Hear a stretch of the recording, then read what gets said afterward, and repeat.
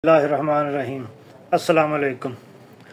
कल जुमैमा खान की एक ट्वीट आई थी, बल्कि दो ट्वीट उसने की थी इमरान खान के हक़ में कि इंसानी हकूक़ की पामाली की जा रही है पाकिस्तान में और उनकी बिजली बंद कर दी गई है और उनके इलाज की सहूलत जो है वो भी मैसर नहीं है। इस पर बहुत शोर मचा हुआ है और पूरे पाकिस्तान समेत पूरी दुनिया में उनकी आवाज़ जो है वो सुनी गई है। ये क्या कॉन्सिक्वेंसेस होंगे इस चीज़ के, इसके बारे में आज डिस्कस कर लेते हैं। देखें, खान साहब का जो तारा है वो लिब्रा है, जो तवाज़न सफारतकारी का बुर्ज है और इसमें ज़ोहल सैटर्न जो है वो उसके मनफी असरात जो हैं वो मुश्किलात, पाबंदियाँ, ये इस तरह की चीज़ें और जेल का ये हिसाब किताब जो है ये दरअसल ये सैटर्न की वजह से खान साहब के ऊपर प्रॉब्लम्स जो हैं ये तकरीबन, और ये सारा बड़ा सुस्त है। ये अगर किसी घर में चला जाए तो ये तकरीबन कोई कम से कम 2.5 साल से पहले तो नहीं जान छोड़ता। तो उसी वजह से जो है वो खान साहब पे प्रॉब्लम्स हैं। ये जाके तकरीबन अप्रैल में इससे कोई जान छूटेगी और कोई बेहतरी की गुंजाइश जो है वो खान साहब की कवानीन में और कानून व इंसाफ में कोई बेहतरी जो है वो जाके आएगी। अब जुमैमा गोल्डस्मिथ जो है वो देखिए, उनका जो सूरज जो है वो बुर्ज दिलो एक्वेरियस है, उनमें इंसानियत, इंसानी हकूक़, आज़ादी के लिए आवाज़ बुलंद करने की अलामत है। और 15 अक्टूबर की जो ट्वीट है वो इंसान दोस्ती और इंसाफ के जज्बात की अक्कासी करती है। इस वक्त उनके जायचे में मुश्तरी जुपिटर और चांद की मुस्बत नज़र है, जो कि बैनुल अक़वामी सतह पर असरअंदाज होने में मदद देगी। देखिए उन्होंने क्या कहा कि ये मेरे बेटों का बाप है और पहले चले सियासत के हिसाब से तो देख लिया जाए तो मुझे उनसे कई जगह पे इख्तलाफ हो सकता है, लेकिन इंसानी हकूक़ की पामाली तो नहीं होनी चाहिए। ना डॉक्टर को मिलने दे रहे हैं, ना उनके खाने और खुराक का। उनका बच्ची जो है वो छुट्टी पे चला गया, उसको भेज दिया गया, जेल का अमला तब्दील कर दिया, बिजली उसकी काट दी और उसको किस हालत में जो है वो इन्होंने रखा हुआ है। इंटरनेशनल कम्युनिटी जो है वो उनकी आवाज़ जो है वो बेहतरीन तरीके से उन्होंने सुनी है और उस पर अब ये प्रेशर जो है ये बढ़ना शुरू हो जाएगा। तो मीडिया जो है वो भी इस चीज़ को लेगा, क्योंकि उनकी आवाज़ जो है वो इंटरनेशनल मीडिया तक भी पहुंचती है। तो खान साहब के हामी जो हैं वो सियासतदान इनकी रहाई के लिए आवाज़ बुलंद करेंगे इंटरनेशनल लेवल पर। अक़वाम मुत्तहिदा हो गया, यूरोपीय यूनियन हो गया और बरतानिया जैसा इदारे पाकिस्तान पर इंसानी हकूक़ के एहतराम का दबाव डालेंगे। नवंबर के आखिर में मरीख मुश्तरी के दरमियान ज़ाविया इमरान खान के लिए एक बड़ी तब्दीली का इशारा दे रहा है, जिसमें कानूनी पेशरफ्त और दबाव के नतीजे में रिलीफ के इम्कानात हैं। अब ये जो दबाव के नतीजे में रिलीफ के इम्कानात, वैसे तो खान साहब पर ये सैटर्न का असर है जो अप्रैल तक रहेगा, लेकिन राहु और केतु जो हैं वो किसी भी वक्त, किसी भी लम्हे ड्रामाई अंदाज में तब्दीलियाँ और हालात को मोड़ने का जो है वो रुख इख्तियार कर सकते हैं। कभी भी किसी भी टाइम पे हालात जो हैं वो नॉर्मल पोजीशन पे जो है वो आ जाएंगे, या ये समझ लें कि ड्रामाई तब्दीली के नतीजे में भी खान साहब किसी भी वक्त रहा हो सकते हैं, क्योंकि उनके कानूनी मामलात हैं। उनको से जान छुड़ाते छुड़ाते तो तकरीबन अप्रैल जो है वो आ ही जाएगा। फिर ये है कि हुकूमत और इस्टेब्लिशमेंट पर बैनुल अक़वामी दबाव जो है वो महसूस होगा। ज़ोल की मौजूदगी से ज़ाहिर होता है कि हुकूमत इब्तदाई तौर पर तो सख्त मौक़िफ़ इख्तियार करेगी, लेकिन 31 दिसंबर 2024 तक हालात में तब्दीली के इम्कानात जो हैं वो काफ़ी रोशन हैं। बातें चल पड़ी हैं उनकी, मैंने पहले भी आपको कई ट्वीट्स में या वीडियोज़ में कहा है कि 15 अक्टूबर के बाद जो है वो उनकी रिहाई की बातें जो हैं वो होनी शुरू हो जाएंगी। और अभी देखें 15 तारीख ही हुई है और उनकी रहाई को लेकर आलमी सतह पर आवाज़ जो है वो बुलंद हो रही है।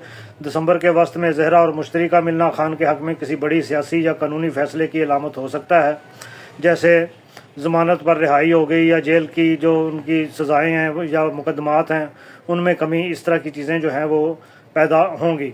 नवंबर में कानूनी दबाव जो है वो मज़ीद बढ़ेगा और बैनुल अक़वामी बरादरी की जानिब से वाज़ेह बयानात सामने आएंगे कि खान साहब के हक़ में एहतजाजी मुज़ाहरे भी हो सकते हैं, पूरी दुनिया में भी हो सकते हैं। पाकिस्तान में तो ये सिलसिला चला हुआ है और पाकिस्तान के हालात तो इस कदर अचानक हैं कि किसी भी टाइम 2 दिन के या 1 दिन के वक्फे से भी लोग एहतजाज करते हैं। जैसे सड़कों पे एहतजाज जो है वो तलबा का जारी है। तो इस किस्म के हालात में जो है वो इस वक्त पाकिस्तान जो है वो घिरा हुआ है। दिसंबर में मुश्तरी की हरकत जो है वो खान साहब के लिए खुशकिस्मती का वक्त जो है वो लेकर आएगी।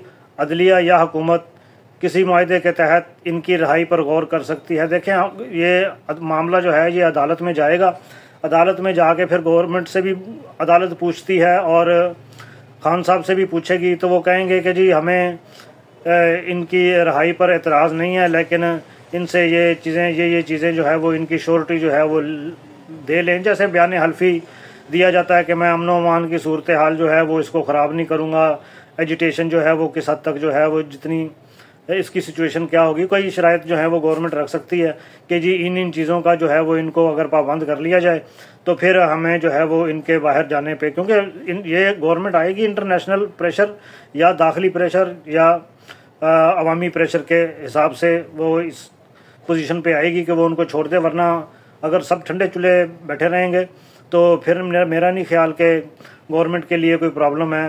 वो 1-2 दिन का एहतजाज होता है, वो जाके उसको हैंडल कर लेते हैं, उसके बाद फिर वापस आ जाते हैं।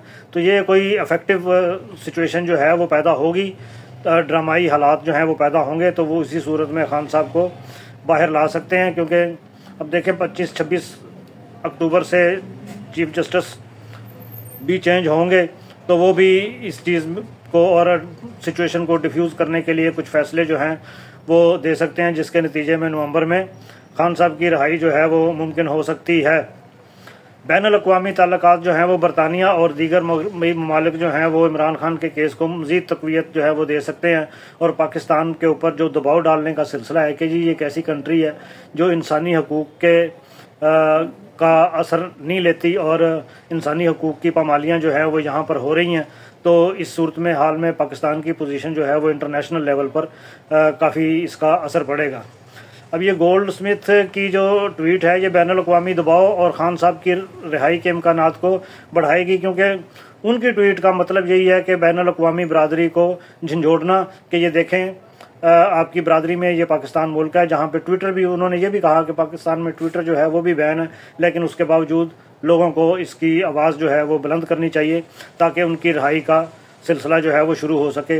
अब 15 अक्टूबर है, खान साहब की रिहाई का सिलसिला जो है वो बातें शुरू हो गई हैं। फिर यह है कि 28 अक्टूबर है तो वो चांसलर का वो भी है, इलेक्शन भी है, वो खान साहब जीत गए तो इस केस जो है वो मज़ीद मुस्तहकम हो जाएगा। तो नवंबर में या नवंबर के एंड में इंशाल्लाह सिचुएशन जो है वो काफ़ी बेहतर हो जाएगी और खान साहब के बाहर आने के चांसेस जो हैं वो बढ़ जाएंगे, जैसे जैसे मददगार सियारे भी हेल्प करेंगे और खान साहब ने आना जो है वो दबाव के नतीजे में बाहर है। अवामी दबाव जो है वो जितना ज़्यादा काम करेगा या इंटरनेशनल प्रेशर जितना ज़्यादा काम करेगा, खान साहब उतनी जल्दी ही बाहर आएंगे। हम घरों से नहीं निकलते, हमारी जो क़यादत है वो कंप्रोमाइज्ड है, वो बोल्ड स्टेप नहीं ले रही, अवाम निकलने के लिए बेकरार है, लेकिन वो उनको लीड कौन करेगा, उनकी लीडिंग का मसला जो है वो भी है। तो ये सारी सिचुएशन है, लेकिन प्रेशर जो है वो अब बढ़ना चाहिए। ये बढ़ेगा तकरीबन 28 अक्टूबर के बाद इसमें शिद्दत जो है वो आएगी। बाकी बातें इंशाल्लाह फिर करेंगे, तब तक इजाज़त दीजिए। अल्लाह हाफ़िज़।